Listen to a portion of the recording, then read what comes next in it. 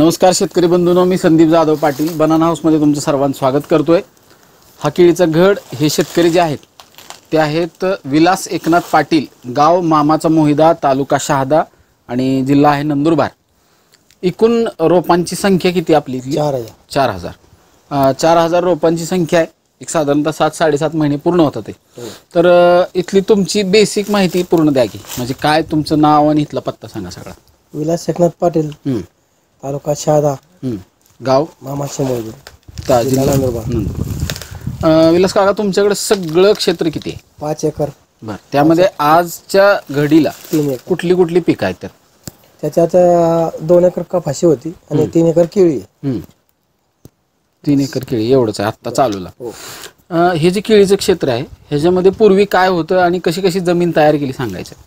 पूर्वी हरभरे होते, हरभऱ्यावर नागटी केली, नागटी करून रोटो मारलं, सारी टाकली आणि केळीची रोपं लागवड केली। रोपं लावणे पहिले मी थोडी सण टाकले होते गॅपमध्ये, म्हणजे उन्हासाठी बचाव व्हायला। त्यामध्ये तरी पण काय अडचण आली? अडचण काय नाही, ज्या दिवशी नाही पडली, पण एवढी नाही पडली, एवढं झालं होतं सण राहिल्यामुळे एवढी इतकं मोठं सण झालं होतं। बर, त्याच्यात केळी दिसायची नाही।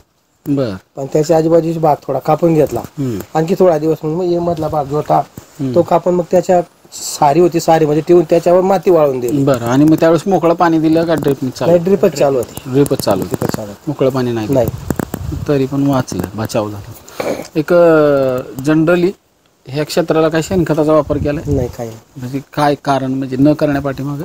आमच्याकडे गुरु नाही, काही नाही, विकत घ्यायचे, परवडत नाही आपल्याला। आता पहिल्यांदा केळी लावतायत म्हटलं, जे होईल ते होईल, आता इतकं आता शक्य नाही कुठून आणायचं। नाही, चांगली तशी तर एकदम आत्ताच्या घडीला काय परिस्थिती हे नाहीये, म्हणजे इथल्या परिस्थितीनुसार किंवा ह्यांच्या मॅनेजमेंटनुसार अत्यंत चांगल्या पद्धतीची बाग आहे। शेणखताचा वापर नाहीये किंवा बाकीच्या सगळ्या गोष्टी जरी असल्या तरी माझ्यामध्ये वर्षानुवर्ष तर तुम्ही ही बागायती पिकं, फळबाग काय माहितच नाही, फळबाग नाही, पण 25 वर्षापासून शेत बागायत झालाय। कापूस, गहू, हरभरे, पिकाचा फेरपालट सारखा चालू आहे, सोयाबीन। त्याचा थोडासा बेवड ह्या सगळ्या ताकदीवर आज इथं आलेले आजपर्यंतची बाग एक साधारणतः आज 7-7.5 महिने होत होते।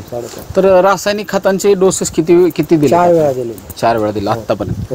आणि जनरली एक काही रोप काही खतं टाकली असतील किंवा आजूबाजूचा काही मजुराचा वापर झाला असेल, असं मिळून एक साधारणतः हे 4000 रोपांना किती रुपये खर्च आला असेल आजपर्यंत महिन्यात? एकरी 70,000 रुपये खर्च। 70, आणि अजून एक अपेक्षित किती होईल समजून चालायचं? 10-15 आता पण आता 2 महिन्यामध्ये किती होईल? आता याला ड्रिप मध्ये काय द्यावं लागेल? 15-20 रुपये धरून चाला समजा जनरली, म्हणजे साधारणतः एक 80,000 ते 90,000 रुपये एकरी खर्च येतो। 3 एकर क्षेत्र आहे आपलं, बरोबर, धरून चालू आपण 3 लाखापर्यंतचा खर्च। आणि आज जर रास बघितली तर कशी साईज जर प्रॉपर आली तर 28ची 30ची रास बसायला काही अडचण नाही, अशा पद्धतीची ही बाग आहे। मी जनरली 1 3 चौक 12 समजा एक 100 टनापर्यंत, 120 पण वरचे 20 सोडून देऊ आपण, एक 90-100 तरी कमीत कमी सांगू। म्हणजे मोठं कॅल्क्युलेशन शेवटी कसं आहे, शेतकऱ्याचे पैसे खिशात आल्याशिवाय काय खरे नाही। जोपर्यंत खिशात पैसे येत नाहीत तोपर्यंत ती काही खरी गोष्ट नसती जनरली। म्हणून आपण मोठे अपेक्षा नाही वाढवत, कमीत कमी उत्पन्न आणि कमीत कमी रेट जरी पकडला तरी कसाही बाग हा 8-10 लाखाचा बाग होऊन जाईल। आणि खर्च वजा जाता म्हटलं तर एक चांगला नफा पहिल्या वर्षी किंवा पहिल्यांदाच करून सुद्धा एक मिळायला काय अडचण नाही। असं बाग जर बघितली तर युनिफॉर्म साईजमध्ये आत्ता 70% वेन झालेली, घड एकसारखी दिसतात आहे। येणाऱ्या साधारणतः अजून एक 3 महिन्यामध्ये हा घड हार्वेस्टिंगला आरामात येईल। 90 दिवसाच्या आत, 80 दिवसाच्या आत जर थोडंसं टेम्परेचर जास्त राहिलं तर लवकर सुद्धा फुगवण होती। ह्या सगळ्या व्यवस्थापनामध्ये हे होते विलास एकनाथ पाटील, गाव मामाचा मोहिदा, तालुका शहादा आणि जिल्हा नंदुरबार।